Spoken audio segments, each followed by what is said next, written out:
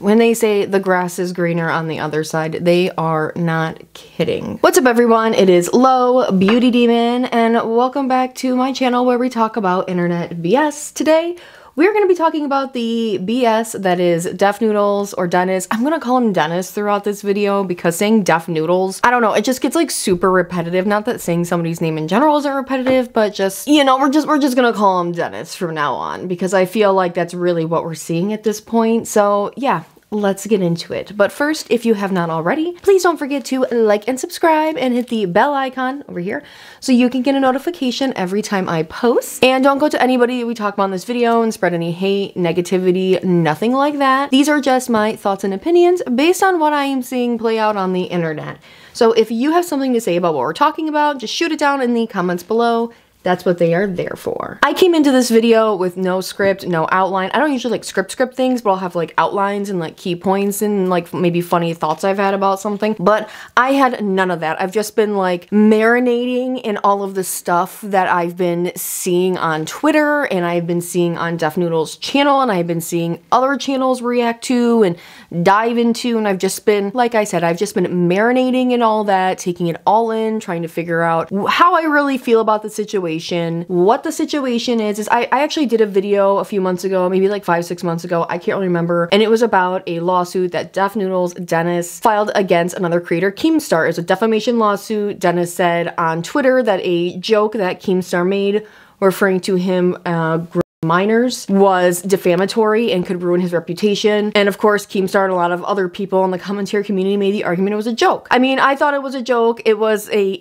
joke in poor taste. It's not something that I think is a good joke because those jokes can ruin people's lives. However, I thought it was probably going to be a difficult case for Dennis to win because it's just the nature of the internet and it's the nature of both of their channels and kind of how Dennis was acting. And this all stemmed from Keemstar and other people in the commentary community being critical of Dennis posting all these allegations about James Charles, which some were true, some were confirmed false, and then a lot of were just not verified at all. And these false and unverified allegations, and this whole gray area that Dennis had created of unverified or false allegations, gave James Charles the pathway into, after his Take Accountability video, where he did actually take accountability for some of those instances, it gave him the pathway in a new video to, you know, say whether there were any victims of James Charles, which we know that there were. So Keemstar made this in poor taste joke at Dennis because of that. Quick little recap, we're moving on. And the only reason I'm recapping that is because it does come into play again in a little bit. So I believe around the same time, about 5 or 6 months ago, Dennis also entered into a debate with another creator named Papa Gut, somebody I'm not very familiar with. I don't, you know, watch his channel. I have watched a couple videos, you know, since like small ones, but regardless, they entered into a debate. And I say debate because this is not a debate. I am a very structured kind of gal. It's the Virgo in me. And for me, a debate is you have two opposing sides, you have a time limit that you get to answer whatever questions you both do, and then you both get rebuttal periods towards each other's responses. Debates that are on YouTube are just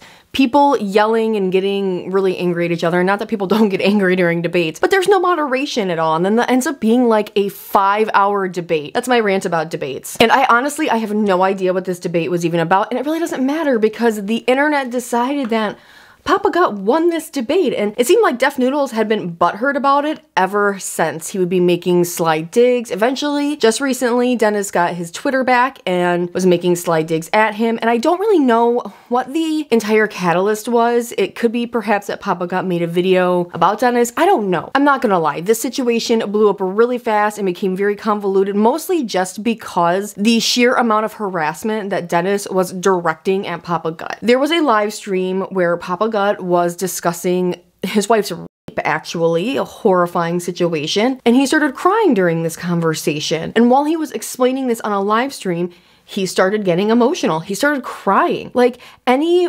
human probably should, honestly. You should always have emotion when you're hearing these kinds of stories. I think the world and Dennis especially could, you know, use a little more of this. So anyway, Dennis decides to take a picture of this and spread it all over his Twitter, calling Papa Gut a crybaby. I can't even tell you what all the tweets were. I'm just gonna throw them up on the screen, the ones I could find.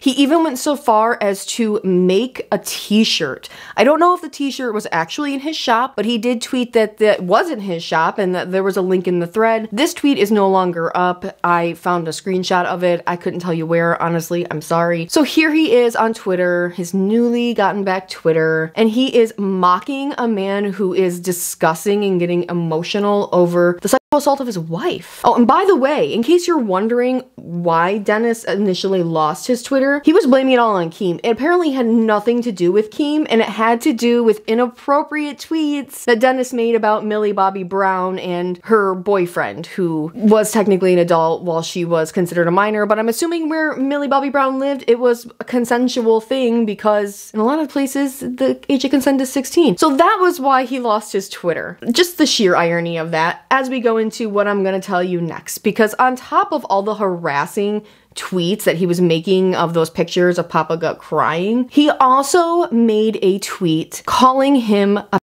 and then he followed it up with a tweet tagging the FBI, telling them they should watch him, they should put him on a watch list, he looks suspicious. He made another tweet where he said, "This is Papa Gut's car," and it was a white van that said free candy. And so for Dennis to say that Papa Gut looks like a that right there is just problematic for you to just say somebody looks like that when, to be honest, the majority of people who are arrested us, I don't think they look like him. In fact, a lot of them just look like Dennis, just like regular everyday people. He is making public accusations against Papa Gut. But here's the thing. He said it was a joke.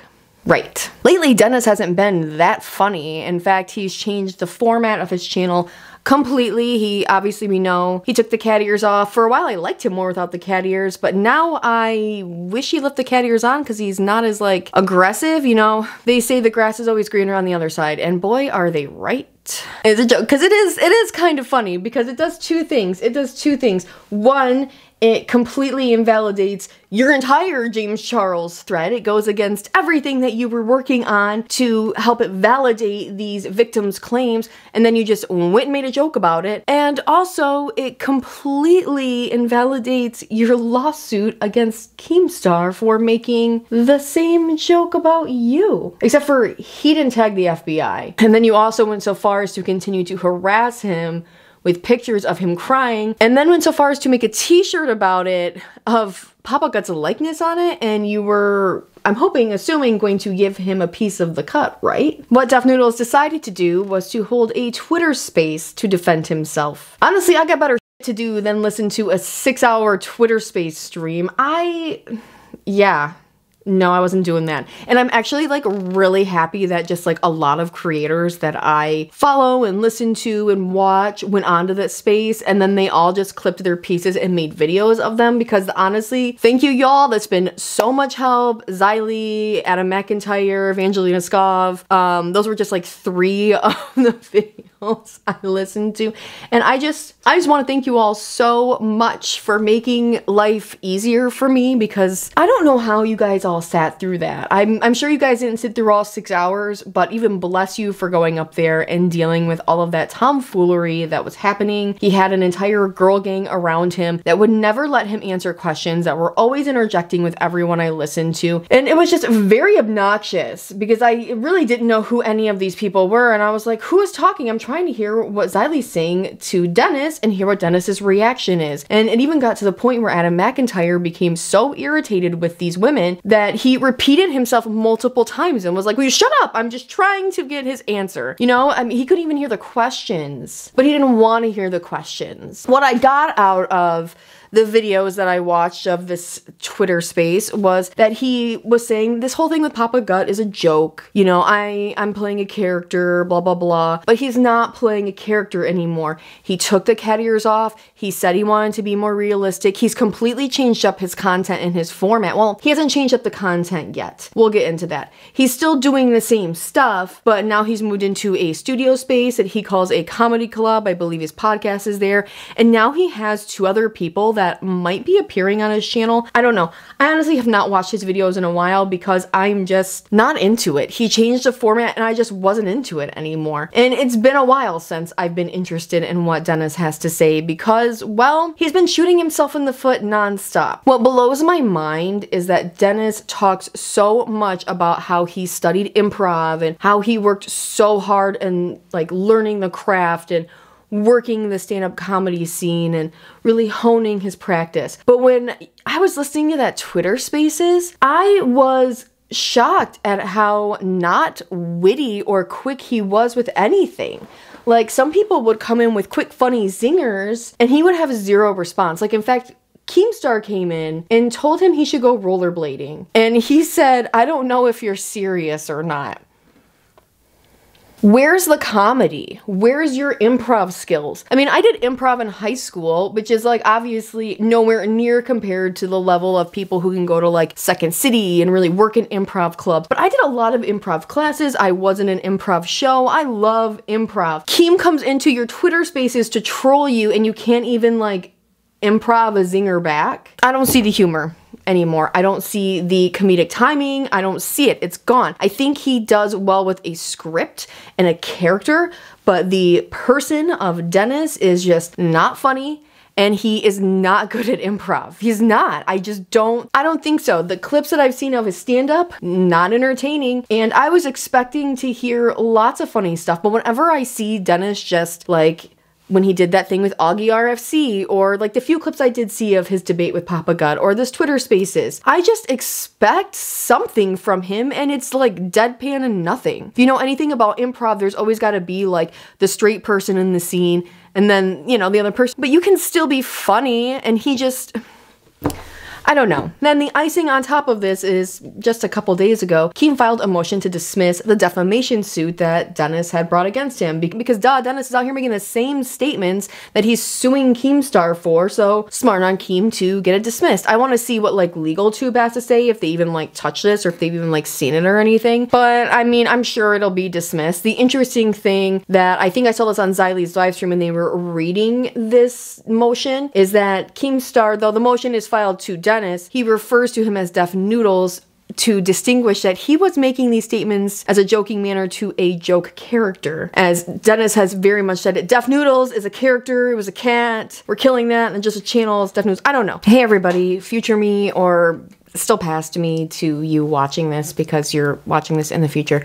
Anyway, I actually filmed this whole video like 5-6 days ago and I couldn't get it out and edited because I actually was dealing with several power outages, one lasting well over 24 hours. There's just a lot of stuff going on in the area I live in, and then throughout the week, I just was super busy with work and other things that my days are very scheduled, and I just didn't have this worked in my schedule because the day I was going to be working on it is the day that I lost power. So I actually had this whole section right here where I kind of talked about this conspiracy that Dennis was actually aging himself down.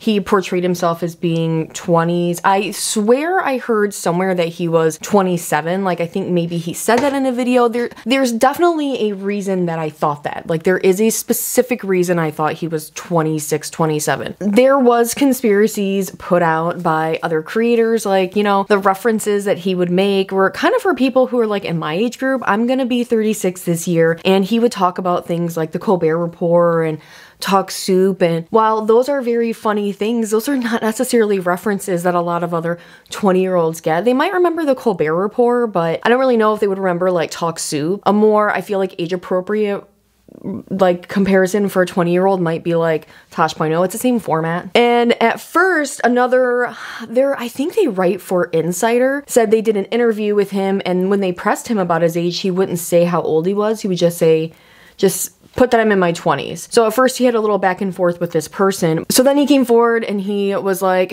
the thing that people are trying to troll me for is something that I've really been wanting to be freed from for so long, or whatever. I don't know. I'll throw a tweet up here if I can remember to find it. And yes, he has been lying about his age. He said that his acting agent, you know, said that he should say that he's in his 20s so he could get roles for people who are like, you know, 22 and whatnot. And then he had like a lot of his supporters and people defending him, saying, well, women lie about their age all the time. There's a very big societal standard between why women lie about their age and why men lie about their age. And when women lie about their age, it's generally because society deems like older women as less desirable, less attractive, less worthy, whereas when men get older, it's the exact opposite. So it is kind of strange for him to just be lying about his age and for people to make that comparison. Also, there are definitely women in Hollywood who are much older than the characters that they play, and they are not shy about what their age is. For example, I don't watch Euphoria, but I do know that it's about people in high school. And some of these people are in their like 20s. Some of these people are actually like 17, 18.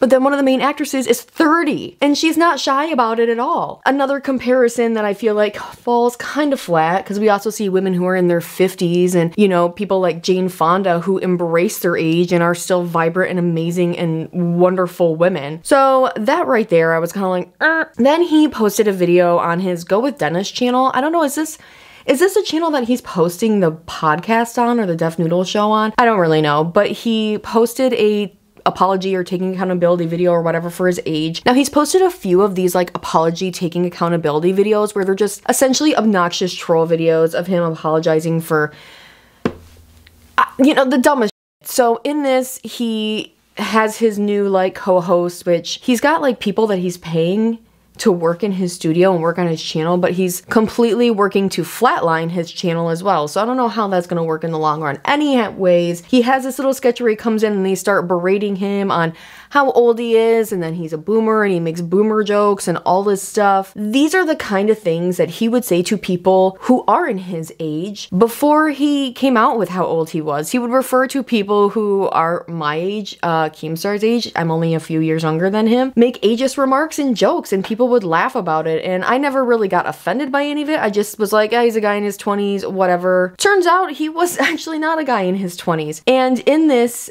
video he posted, he said, I don't know why people are, you know, making such a big deal about the fact that I lied about my age. I think part of the big problem is for a long time, you tried to uphold so much integrity with the Def Noodles channel and the stories that you were bringing. Once again, going back to the James Charles stuff, you wanted to bring integrity to these stories and to these people's stories that had interactions with James Charles. But now we see that you were lying about your age. What else were you lying about? This definitely seemed like it was a way for you to pull in a younger audience that would be more responsive to this sort of stuff, because I don't know, maybe he just thinks people in his own age group are not able to use the internet or care much about what's going on in terms of like celebrity and influencer. I'm not really sure. And now the annoying thing is that because he's come out with being like 37, close to 40, every day he posts some thirst trap picture of him without a shirt on, and I'm not gonna lie, like, sure, Dennis is an attractive man, but it kind of makes me uncomfortable just because of the timing of it and the reasoning to me behind it. It's, I don't